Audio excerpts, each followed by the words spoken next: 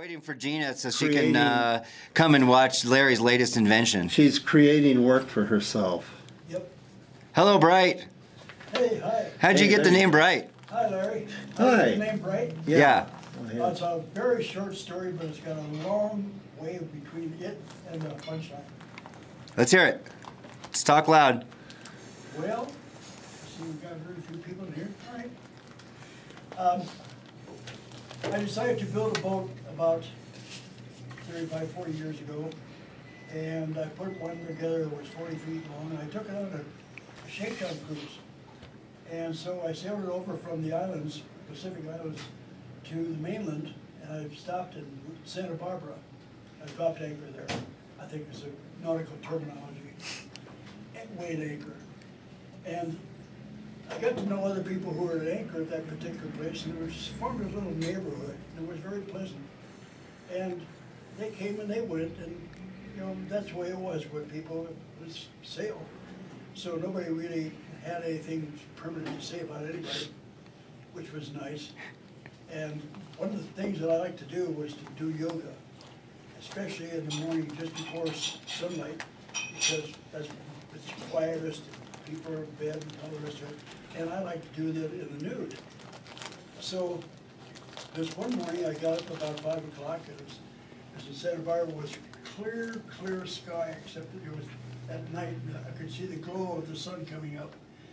And so I just did my yoga, and then the last thing I always did was to stand on my head, headstand. I put my feet up on the mast, my head's on the forepeak, and I'd stand upside down and do my meditation before the sun rises. Suddenly it came up and bang, it just came up like a blast. And there was a small boat, about a 25-footer, that dropped anchor close to where I was. And I didn't see it early that night, so it arrived sometime in the morning. So I got up and did my yoga without noticing it was there. As I was doing this, I later found out there was a young girl about between 9 or 12 years of age, and she got up to see the sunrise too.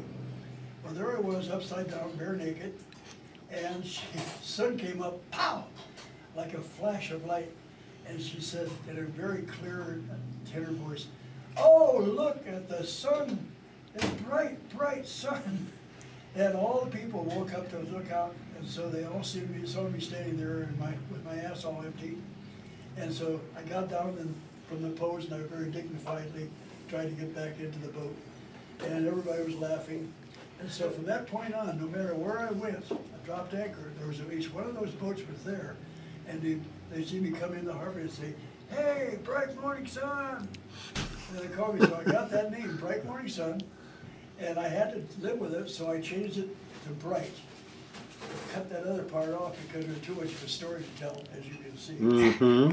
And it's been with me for like 40 years now, until the old president, Bush, decided that we all had to go by our first names, and took me back to my first name, so I had to change all legally.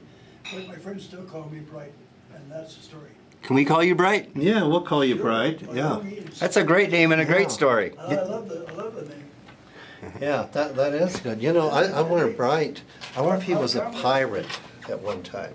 I think that's it. Huh? Larry's recognized that maybe you were a pirate at one time. A pirate? Well, in a way. In a way, yeah.